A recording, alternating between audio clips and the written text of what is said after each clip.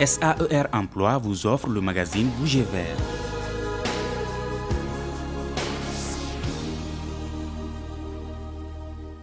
Bonjour à toutes et à tous et bienvenue à cette émission de Bouger Vert. Bouger Vert est votre émission qui donne la parole aux femmes et aux hommes qui défendent la cause de la planète.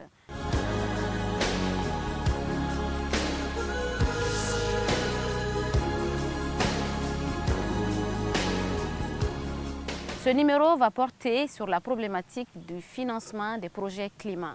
Comme vous le savez, le financement est un point crucial dans l'agenda des négociations. Pour en débattre ce matin, nous recevons sur ce plateau Dr Lassana Coulibaly. Il est le coordinateur des activités du Fonds Vert et il travaille à l'AEDD, l'Agence de l'environnement et du développement durable. Bonjour Monsieur Coulibaly. Bonjour Madame Touré, merci de m'accueillir sur votre plateau. Alors, les fonds climat, on en parle beaucoup. Où trouver les fonds pour les projets climat? Madame Touré, vous savez, vous l'avez bien dit, le financement des projets est un point très crucial dans les négociations. Aujourd'hui, nous avons principalement 4 sources de financement de l'environnement. Il s'agit, on peut les classer entre financement à l'international et financement au niveau national.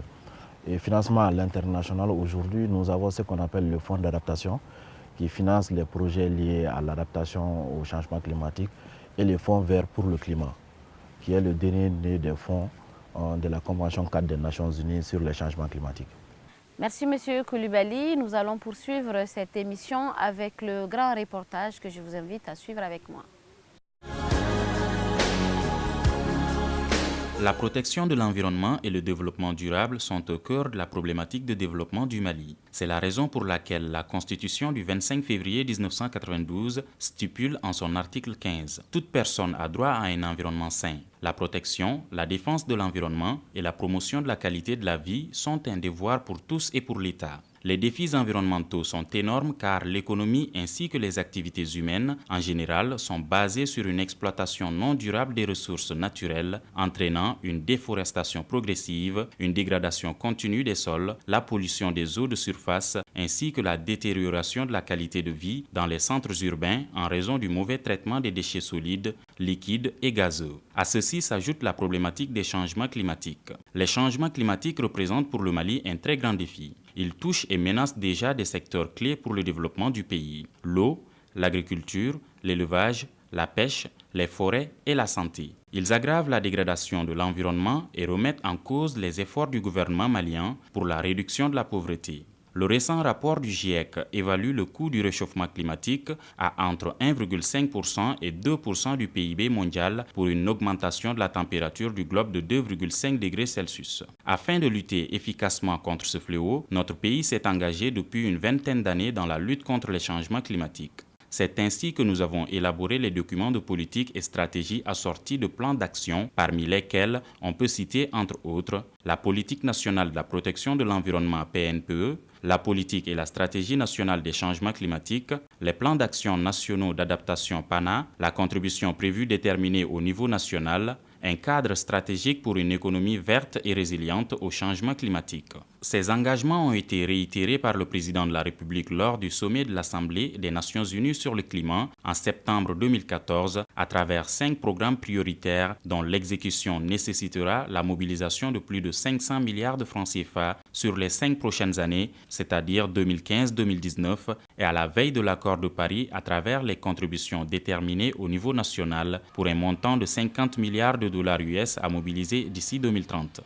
Une stratégie nationale de financement de l'environnement a été élaborée et les priorités ont été définies. Le financement devra porter sur un plan à long terme décennal dont la mise en œuvre se fera sous la forme de plans opérationnels annuels. Les sources de financement de l'environnement au niveau national dépendent des partenaires bilatéraux et multilatéraux et des fonds verticaux pour les projets et programmes mis en œuvre par des organismes publics, privés et de la société civile. Les partenaires bilatéraux et multilatéraux de l'environnement financent des projets en conformité avec leur politique de coopération avec le Mali. D'autres sources de financement parallèles existent, dont le fameux Fonds vert qui a sonné comme un espoir pour les pays en voie de développement. Initié en 2009 à Copenhague, le Fonds vert pour le climat doit permettre de canaliser les financements des pays développés vers des projets d'adaptation et d'atténuation dans les pays en développement. Aujourd'hui, celui-ci a réuni un peu plus de 10 milliards de dollars auprès des 35 pays. Mais la concrétisation de ces promesses et le financement effectif de projets efficaces d'un point de vue climatique seront essentiels pour que les pays en voie de développement s'engagent dans le respect de l'accord de Paris. Docteur Coulibaly, vous avez suivi avec nous notre reportage sur le sujet. On a vu le cas du fonds vert dans ce reportage. Alors le fonds vert a suscité beaucoup d'intérêt. Où en est-on avec ce fonds? Comme on vient de le voir dans le reportage, le Fonds vert pour le climat est le dernier fonds né des mécanismes financiers de la Convention 4 des Nations Unies sur les changements climatiques. À cet effet, c'est un fonds qui aide les pays les plus vulnérables à lutter contre les effets néfastes des changements climatiques. Il suscite autant d'intérêt aujourd'hui parce que c'est un fonds qui est appelé à recevoir 100 milliards de dollars par an à l'horizon 2020. Une promesse de financement des pays développés à faire un transfert financier vers les pays en voie de développement. Aujourd'hui, le siège du fonds, ça se trouve en Corée du Sud. Et la porte d'entrée du fonds est ce qu'on appelle l'autorité nationale désignée du fonds au Mali, l'Agence de l'environnement et du développement durable. Et à cet effet, nous utilisons l'ONG Sahelco comme notre partenaire de mise en œuvre des ressources du fonds de Readiness au Mali. Quels sont les types de projets qui sont éligibles à ce fonds? Pour avoir accès au fonds, il y a deux manières. Il y a ce qu'on appelle l'accès international. À travers les structures multilatérales, il s'agit de la banque, à titre d'exemple, de la Banque mondiale, du PNUD, de différents services multilatéraux. Et il y a ce qu'on appelle l'accès direct à travers des structures nationales. Aujourd'hui, le Mali a nommé l'Agence d'investissement des collectivités territoriales, l'ANICT, pour être l'entité nationale de mise en œuvre. Ils sont en train de suivre leur processus d'accréditation qui aboutira forcément à une accréditation qui fera que le Mali pourra avoir accès à ces ressources à travers l'ANICT aussi. Est-ce que l'accès à ce fonds est difficile? L'accès à ce fonds, ça se fait de deux manières. Il y a une première manière on appelle ce qu'on appelle l'accès international. Ça, c'est à travers les entités multilatérales. Il s'agit principalement des entités des Nations Unies, des entités qui n'ont pas leur siège principalement au Mali. Il y a aussi ce qu'on appelle l'accès direct. Ça, c'est une spécificité de ce fonds aussi. C'est donner la possibilité aux pays eux-mêmes de proposer des entités qui sont capables de gérer le fonds selon les règles de gestion administrative et financière. Et au Mali, aujourd'hui, nous avons ce qu'on appelle le fonds, l'Agence nationale d'investissement des collectivités territoriales, l'ANICT, qui a été la première structure nommée du Mali à avoir accès aux ressources du fonds. Donc, une fois que leur processus d'accréditation est terminé, les Maliens pourront avoir accès à ce fonds, en plus des entités multilatérales et l'Agence nationale d'investissement des collectivités territoriales. Autre source de financement en dehors de ce fonds vert? Autre source de financement, il y a ce qu'on appelle, j'ai parlé tout à l'heure du fonds d'adaptation, mais aussi on a au niveau du Mali ce qu'on appelle notre fonds climat Mali. Docteur Coulibaly, vous avez un dernier mot à l'égard de notre public? Ce que je veux dire au public, c'est que le fonds, ça existe. Ils ont un financement aujourd'hui d'environ 9 milliards de dollars. Ils sont à la recherche de projets dont j'exhorte les compatriotes, les différentes structures de l'État à monter des idées de projets. Une fois que vos idées de projets sont montées, contactez l'Agence de l'environnement et du développement durable. Nous allons vous faciliter à avoir une structure accréditée. Une structure accréditée qui portera votre projet vers le fonds vert et on va suivre tout le processus jusqu'au financement.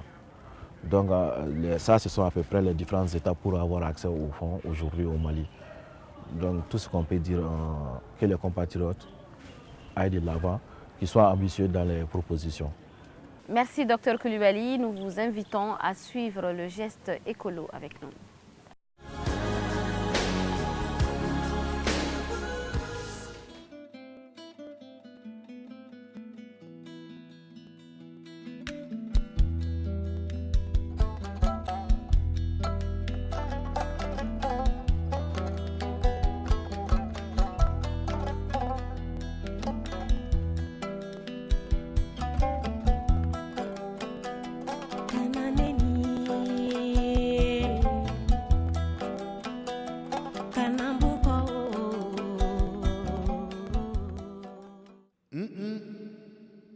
Fambete Yandu.